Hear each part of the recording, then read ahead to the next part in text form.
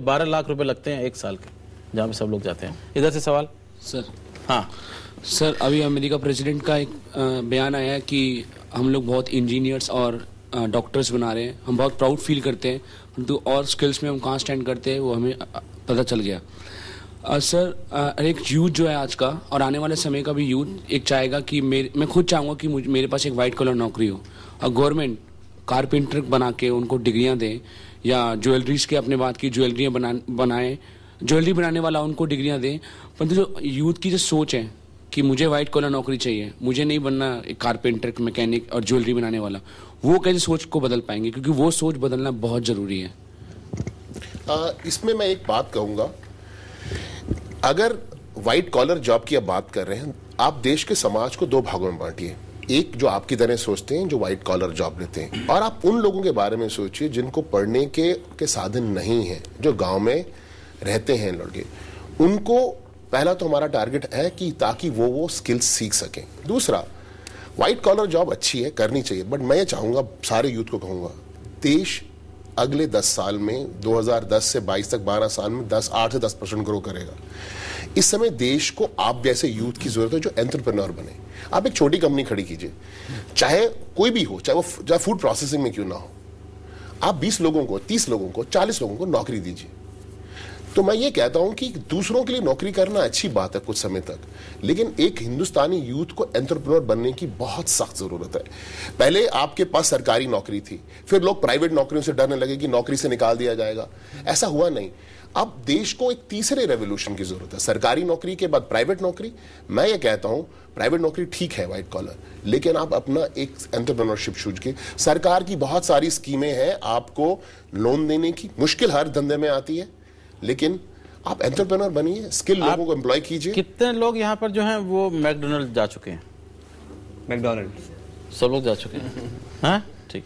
McDonald's में जो टिक्की बनाता है बर्गर के अंदर रखने के लिए, उसको बनाना व्हाइट कॉलर जॉब है या ब्लू कॉलर जॉब है?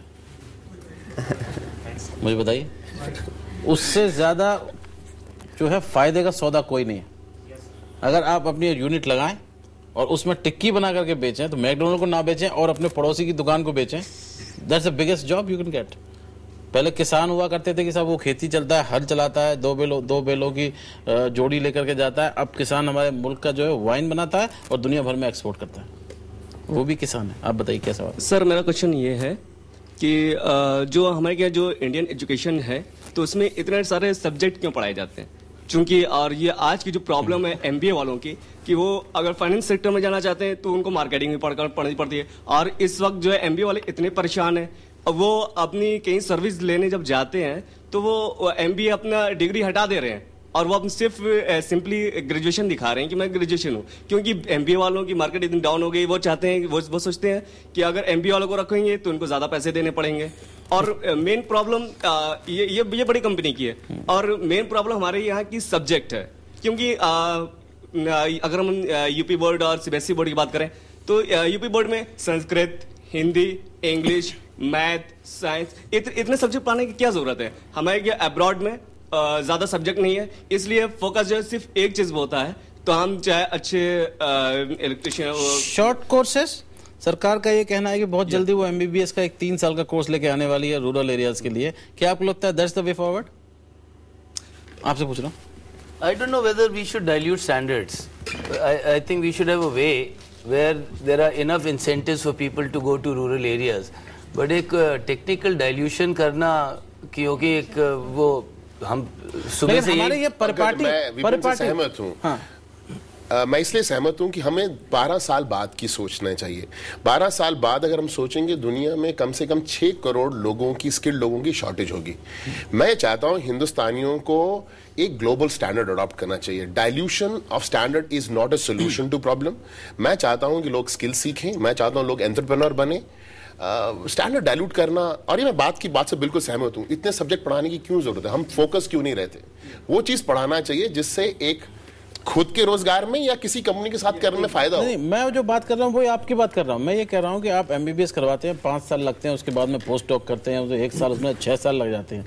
3 साल में आप ऐसा कोर्स बनाइए जो कि लिमिटेड डायरेक्टेड कोर्स है। हर एक आदमी को हड्डी के बारे में जानने की जरूरत नहीं है, हर एक आदमी को ब्लड कैंसर के बारे में जानने की जरूरत नहीं है, हर एक चिकित्सक को इनके बारे में जानने की जरूरत नहीं। बिल्कुल सही बात है। आई थिंक डायल्यूशन तब होता है जब हम बोले हैं कि सब एमबीए है, पर अगर आप 6 मंथ्स का कोर्स करें, let's say in the area of sales management, 80% of MBA jobs जो हैं आज में सेल्स में, तो आपको पढ़ाइए इंश्योरेंस सेलिंग कैसे करना है, आप उनको पढ़ाइए रिटेलिंग कैसे करना है, आप उनको पढ़ाइए कि टेलीकॉम सेल्स कैसे करना है, और वो 6 मंथ्स का course is more than enough.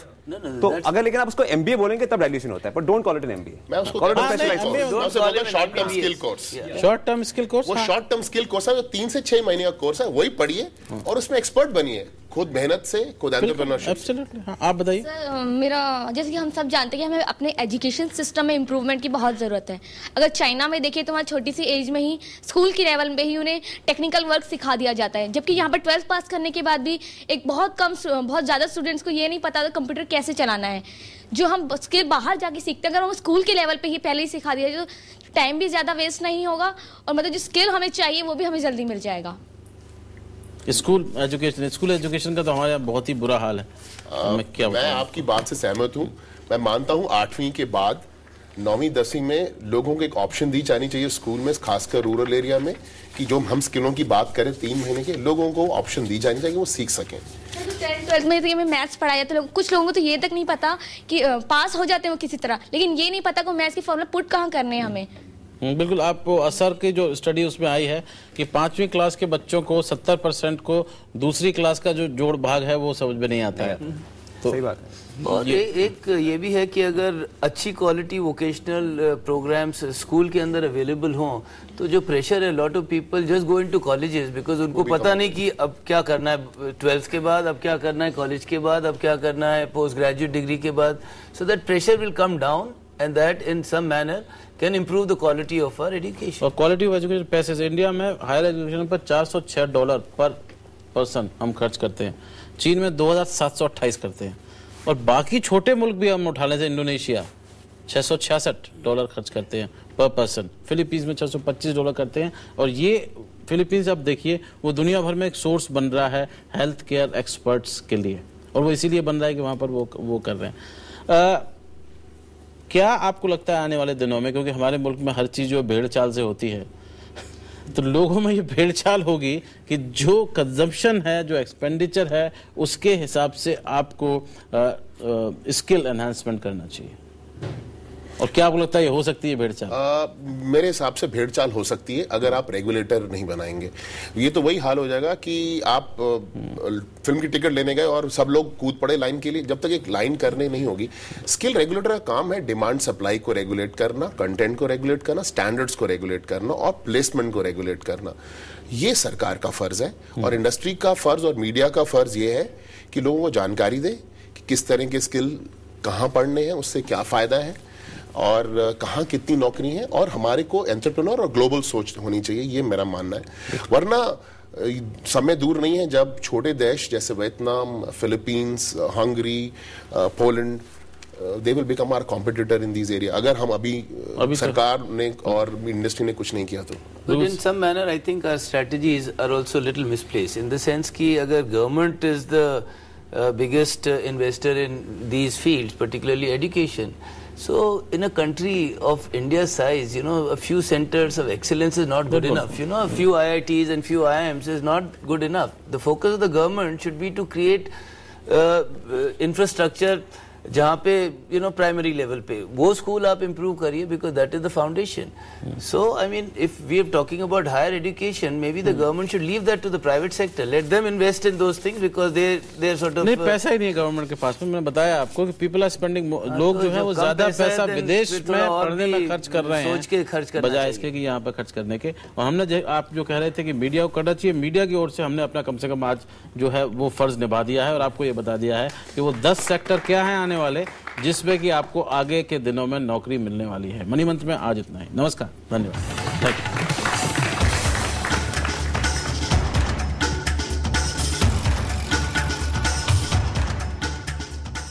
Money Mantra, brought to you by Kotak Securities, the best brokerage firm in India. And EduComp Smart Class. One day all schools will teach this way.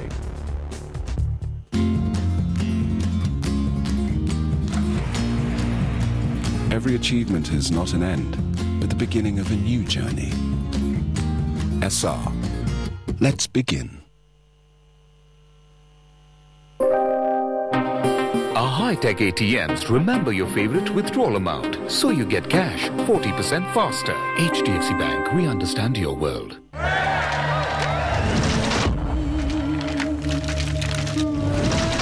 Paper कैसे बचाएं? Idea.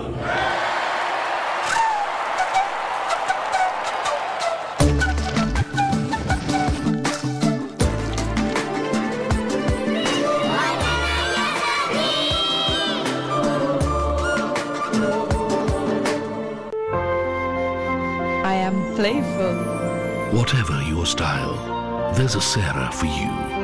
Sarah reflects your style. We'd like to begin by asking our panelists key issues that confront banks today. Watch the experts as they debate life after the crisis on Business Standard Banking Roundtable. Saturday evening at 5:30, only on NDTV Profit. What every Indian wants from this year's budget. I would request to decrease the excise duty rates. I would like to see more cancer hospitals. India sends its trusted wish list to the finance minister every night on the 9 o'clock news.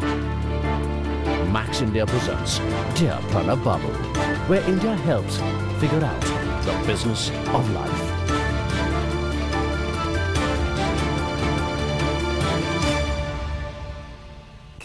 हाँ okay good night. यार रात के 2 बजे phone करके पूछ रहे सो रहे थे क्या? मैं नहीं, बिस्से बेटा पकौड़े तल रहा था। फाइनली तेरी भाभी ने ड्राइविंग का टेस्ट पास कर लिया है। तब मैं क्या करूं? मुझे कोई ड्राइवर की जरूरत है क्या भाई? वोडाफोन का नाइट टॉक 10 पैसे प्रति मिनट, अब बजती रहती घंटी रात के 1 बजे 2 बजे 4 बजे। वोडाफोन सोने दो यार।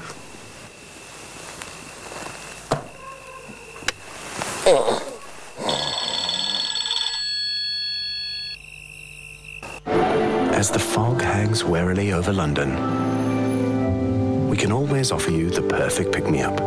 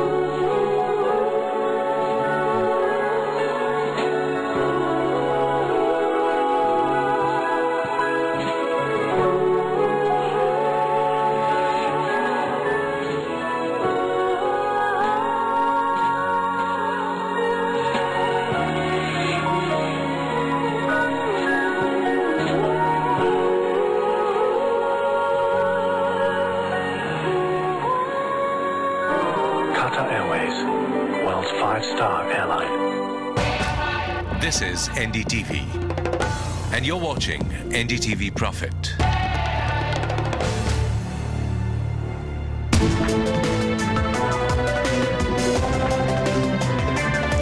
Hello and welcome to the NDTV Profit Pre-Budget Roundtable, Your Taxes. I am your host Mukesh Bhutani. We have had an interesting series of debate on pre-budget shows during the course of the week, as we brought to you views and opinion from a panel of decision makers comprising corporate leaders, chambers, industry bodies and senior tax professionals to crystal ball gaze the forthcoming budget, keeping in mind the expectations, of course. We looked at strategic macroeconomic indicators and trends in tax to GDP ratio, while proportion of total fiscal deficit has reached an all-time high of 6.8%. A recent statement by the finance minister suggests that the government stimulus packages have alone total 3.5% of the GDP. The tax concessions to the industry amassed to 42,000 crores.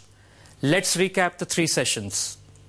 In the first panel discussion, we focused on the economic outlook and some macro tax issues. It was interesting to hear industry experts' views on whether fiscal stimuli should see a phased exit, or is there a case for continuing with it? All our panelists echoed an urgency for the government to lay down a clear roadmap insofar as the implementation of the new direct tax code and GST is concerned. These tax breaks are really, we hope, going to help the small to medium scale enterprises. You know, the large companies can move to SEZs, and they are already doing so. The small to medium scale enterprises, which have enormous scope to grow in this country, you know, NASSCOM McKinsey studies show that today the industry is about 50 billion and it can grow to 225 billion by 2020. If we want that to happen, I think we need to support them, and candidly, every other country that we operate in, Philippines, China, everywhere else, provides this kind of support today. Thanks, Pramod. Vikram, let me come back to you, because I know that your industry was trying to seek out for similar benefits, and I know the LNG terminals, the integrated LNG terminals were seeking such benefit, and I know for a fact that now cross-country gas pipeline, petroleum pipelines and crude pipelines are also seeking this benefit. So there seems to be a roadblock over here. Government says they can't bring down the corporate tax rates. Industry says they are seeking out for exemptions. We just heard Pramod justifying his case for the IT and the ITES. Energy is also seeking out, renewable energy is seeking out certain benefits. How does one resolve this? Well, it's not difficult to resolve this. You have to recognize the importance of energy as part of your developmental story. And within that, of course, natural gas is one of the most important sources of energy. So you have to focus on giving natural gas a declared sort of good status. You have to encourage the development of infrastructure of gas pipelines and terminals by making sure that the tax and duty structure encourages the investments.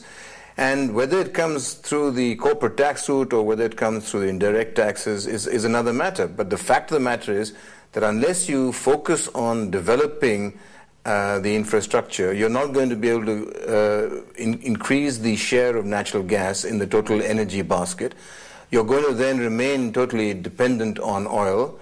And we do not have, as everyone knows, indigenous resources of oil to the extent that we have of natural gas. Pramod, tax administration, India is being talked about as the most notorious when it not just comes to rates of taxes, but also in terms of overall administration, particularly the dispute resolution mechanism. A lot has been done, but a lot is still yet to be done. Your views, because in NASSCOM I'm sure you would have dealt with a variety of issues, and any focus on the provisions in the direct tax code from an industry standpoint? I think it's a huge issue for us because of the amount of time it wastes on either side, the amount of payments that get held up on either side, you know, the amount of money that is collected, how the collection process itself works. I think these really need tremendous cleanup, because from our NASSCOM perspective, I can tell you it can be a pretty harrowing experience for many of our member companies, you know, and ultimately the service tax refund issue solved only recently, frankly, because it took a long time before that to get it done. And this is completely unnecessary, I think, in many cases, because what people were asking for was in the law, perfectly legitimate, perfectly understood, but for some reason the processes weren't working. 2 lakh crores is the latest figure of arrears, and not too long ago Mr. Chidambaram was talking about 1 lakh crore, but I think this includes a combination of direct and indirect taxes. So we've been talking about dispute resolution now for almost a decade. Nothing seems to have been done on that. Do you see any serious effort, not just from a legislative viewpoint, but even from an overall administration viewpoint, to be able to deal with this menace? Because this brings our overall ranking as a country in terms of ease of doing business to a very, very low level. I agree with you. This dispute resolution is a major issue, and we have to attend to it very urgently. The present step forward they have taken of setting up dispute resolution panels, which have jurisdiction over international tax and transfer pricing issues, is a step in the right direction. But I am afraid that I feel that it may not get the desired end, because the number of matters which are piling up with them, firstly, is large. Secondly, it is the same director, international taxation, and who has, in the first instance, maybe approved the order, and then now he's going to sit on the dispute resolution. There'll be a conflict of interest, and there'll be these panels all over the country. How they're going to coordinate on various issues? Will they be sort of synchronizing their decisions? And what happens to the past, where we have taken the matter up in appeal, where the department has lost and the department is pursuing an appeal? Will they allow or not allow that the SSC's contentions? It's a matter which has to be, I think, considered very, very thoroughly. I am not sure that they'll be able to meet the desired result. Mr. Banerjee, Pramod made this point earlier that one of the ways to enhance revenue collection is having greater number of taxpayers. I know CII has made some path-breaking recommendations in the past, whatever the administration has done with broad-basing the number of taxpayers, like 5:6 scheme and 7:6 scheme. All of those have failed. What are those recommendations? Because it's extremely sad to hear that the last statistics in 2004, about 80,000 people were paying taxes on income above 10 lakh rupees. And you and I know that in a radius of 5 kilometers from where we are, there are more than 80,000 people who have taxable income above 1 million rupees. You see, what's very important is, first let's understand, according to one study, we look at something like 278 hours going for paying 65 taxes. These are figures, and there are figures and figures like that which shows how cumbersome our process is. You need to move towards a situation which would simplify the process. We need to have, say for instance, e-filing, electronic filing of taxes should be, the states have a huge role to play on that. So it's not only just the central government. So as you do this, and as you widen the tax net, include more and more services into it, into the tax net, as you simplify it, you would see that it's shown internationally that revenues go up. So it's not really a matter, even what's more important is simplification of the process, the procedure, which will really help people complying with the tax regime, and which would also definitely therefore add in increasing the revenues. So that's the way, and definitely there are, you see, we talked about 2 lakh crore stuck in legal cases, and with an ADR, even if you do 50 lakh crore, I think that's a huge addition again to your revenues. So there are ways and means with which you can look at raising your revenues through the taxation method, just by simplification.